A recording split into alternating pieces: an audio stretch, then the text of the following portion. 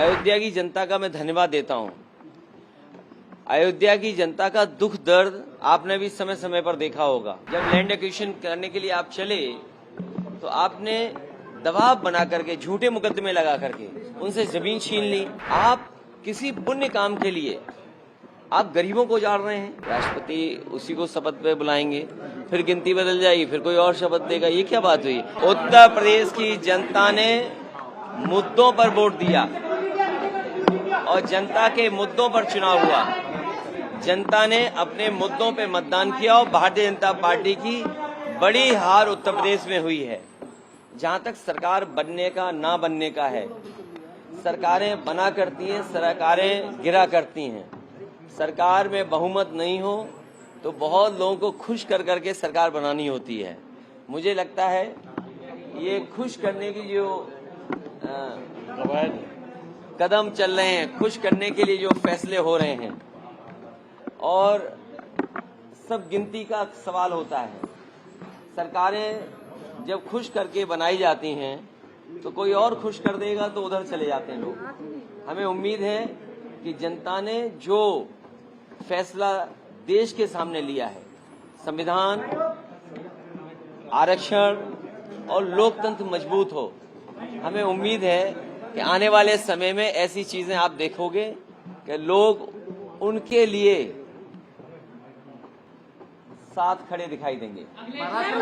अयोध्या से भी आप लोगों को जीत मिली है।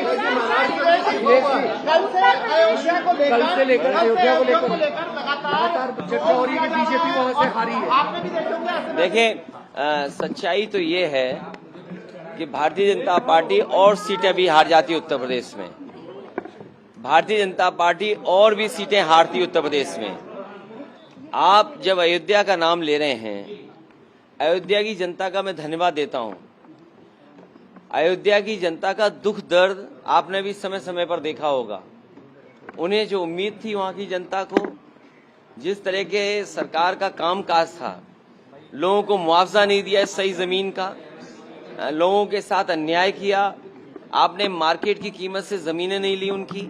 जब लैंड एक्विजिशन करने के लिए आप चले तो आपने दबाव बना करके, झूठे मुकदमे लगा करके उनसे जमीन छीन ली। न जाने कितने व्यापारियों को आपने दुख संकट पहुंचाया जो 100-100 साल से रह रहे थे, 100-100 साल से लोग रह रहे थे। ऐसे भी परिवार हैं जो अपनी गाय भैंस के साथ, जानवरों के साथ 100-100 साल से रह रहे थे, आपने उन्हें उजाड़ दिया।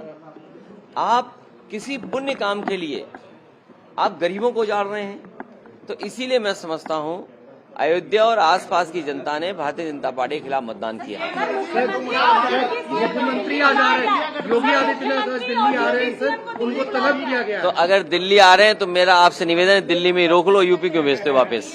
सर, अब आपकी सीट जो विधानसभा की सीट है, उससे कौन चुनाव लड़ेंगे? हैं? आपका मन हो तो बताओ, हम लड़ा दें आपको भी।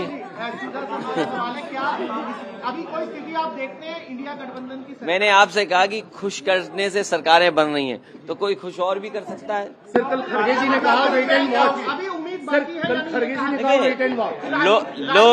लोकतंत्र में और गिनती जब होती है तो आस और उम्मीद कभी खत्म नहीं होनी चाहिए।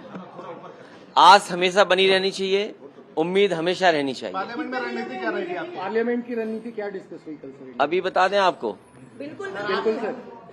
अगर आप दिल्ली में, सर, अभी तक उत्तर प्रदेश में हार की जिम्मेदारी भारतीय जनता पार्टी में से किसी ने नहीं लिया है। मैं एक बार फिर अपने मीडिया कर्मियों का धन्यवाद देता हूं, क्योंकि जो मैं लगातार कहता था कि मंत्रिमंडल बदल जाए, मीडिया मंडल बदल जाए, कुछ चीजें नहीं बदल पाई हैं। जैन जी से बातचीत करेंगे आप लोग, जरूरत पड़ी तो? नौकरी का सवाल पे क्या देखते हैं? मैं समझता हूं अग्निवीर व्यवस्था तुरंत खत्म होनी चाहिए। सरकार को स्वीकार करना चाहिए कि उनकी गलती है कि उन्हें अग्निवीर जैसी व्यवस्था नहीं लानी चाहिए। और न केवल अग्निवीर व्यवस्था खत्म होनी चाहिए, बल्कि बहुत से नौजवान जिनको रोजगार नहीं मिल पाया, फौज में जाना चाहते थे, उन्हें उम्र की छूट भी देनी चाहिए। एनडीए सरकार बनाने में लगी है और शपथ 8 तारीख को होने जा रही है। 7 तारीख को राष्ट्रपति ने समय भी दिया है। तो अच्छी बात है, वो तो गिनती है, गिनती जिसके पास होगी राष्ट्रपति उसी को शपथ पे बुलाएंगे, फिर गिनती बदल जाएगी, फिर कोई और शपथ देगा। ये क्या बात हुई? ये तो शपथ चलती रहती है।